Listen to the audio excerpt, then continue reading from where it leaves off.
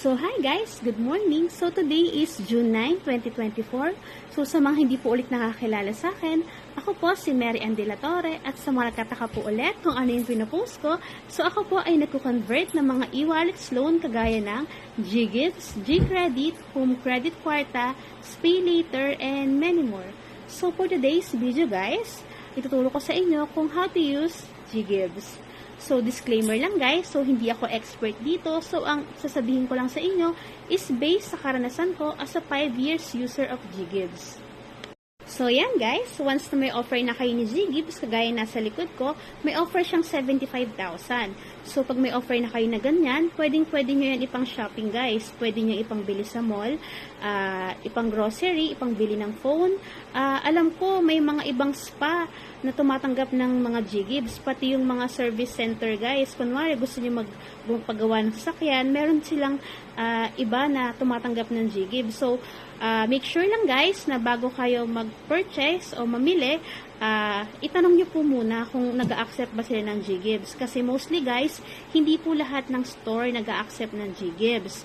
So, ang GGives po kasi ay hindi kagaya ni GCredit na kapag bibili ka ng worth 100 pesos at nag-a-accept sila ng GCredit, pwede mo siyang ipangbayad. So, si GGives po ay may minimum amount. So, meron siyang, kagaya na nasa likod ko, may minimum amount po siyang 4,000. So, once na hindi ka po, yung purchase mo, hindi umabot sa 4,000, kunwari, nag-purchase ka ng 2,000 o 3,999, kahit kulang siya ng piso, guys, bago mag 4,000, hindi po lalabas sa payment option si GGives.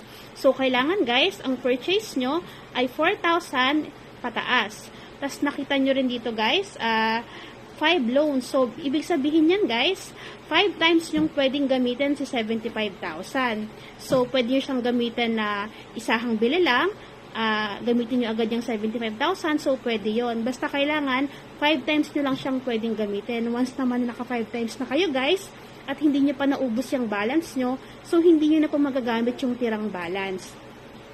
Kailangan po, bago nyo ulit magamit yan, mabayaran nyo munang isang full paid yung loan nyo para mag-open po ulit yung GGives nyo. So, magamit nyo na siya.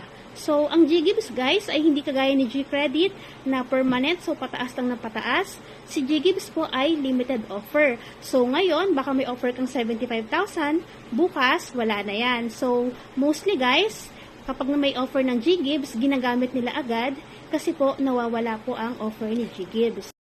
So, gaya nga na nabanggit ko guys, isa rin po si GGives sa mga pwedeng gawing cash. So, isa po si GGives sa pinakamadalas gawing cash. So, pinapa-convert